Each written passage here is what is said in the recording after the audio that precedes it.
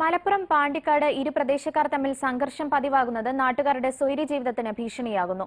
പാണ്ടിക്കാട് കൊടശ്ശേരി പ്രദേശങ്ങളിലെ ഇരു സംഘങ്ങളാണ് പതിവായി ചേരി തിരിഞ്ഞ് ഏറ്റുമുട്ടുന്നത്. 3 മാസത്തിനിടെ 7 തവണയാണ് കൊടശ്ശേരി പാണ്ടിക്കാട് സ്വദേശികൾ തമ്മിൽ ഏറ്റുമുട്ടുന്നത്. പാണ്ടിക്കാട് ഹയർ സെക്കൻഡറി സ്കൂളിലെ വിദ്യാർത്ഥികൾ തമ്മിലുണ്ടായ ചെറിയ പ്രശ്നം പിന്നീട് ഇരു പ്രദേശത്തുകാരും ഏറ്റുപിടിക്കുകയായിരുന്നു. പ്രദേശങ്ങളിൽ നടക്കുന്ന ഗാനമേള, ഫുട്ബോൾ എന്നിവിടങ്ങളെ കേന്ദ്രീകരിച്ചാണ് സംഘർഷം പതിവാകുന്നത്.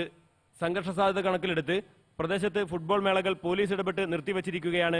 മാരകായുധങ്ങൾ ഉപയോഗിച്ചുകൊണ്ടുള്ള സംഘട്ടനങ്ങളിൽ നിരവധി പേർക്കാണ് പരിക്കേൽക്കുന്നത്. ഒട്ടനവധി വാഹനങ്ങൾ തകർക്കുകയും ചെയ്തിട്ടുണ്ട്. വെറുതെ വന്നിട്ട് ആക്രമിക്കുകയായിരുന്നു.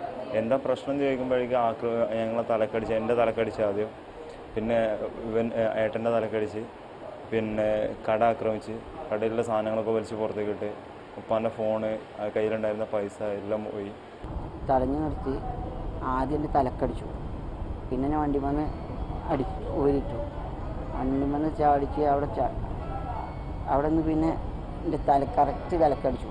എൻ്റെ ബോധം പോയി. പിന്നെ എന്തൊക്കെ ചെയ്തതെന്ന് വെച്ച് കഴിഞ്ഞാൽ എനിക്കെന്നെ അറിയില്ല. പിന്നെ ഞാൻ കുറച്ച് കഴിഞ്ഞപ്പോൾ എനിക്ക് ബോധം വന്നപ്പോൾ ഞാൻ പോസ്റ്റുമേ കെട്ടി നിൽക്കാം. ഇരു പ്രദേശങ്ങളിലെയും ആളുകൾ തമ്മിൽ നിസ്സാര പ്രശ്നങ്ങളുടെ പേരിൽ സംഘർഷം പതിവാകുന്നത് നാട്ടുകാരുടെ സ്വൈരജീവിതത്തിന് വലിയ ഭീഷണിയാണ് ഉയർത്തുന്നത്. ജനപ്രതിനിധികളും പോലീസും അടിയന്തരമായി ഇടപെട്ട് നാട്ടിൽ സമാധാനമുണ്ടാക്കണമെന്നാണ് ഇരു പ്രദേശത്തുകാരും ആഗ്രഹിക്കുന്നത്. ഏഷ്യാനെറ്റ് ന്യൂസ്, മലപ്പുറം.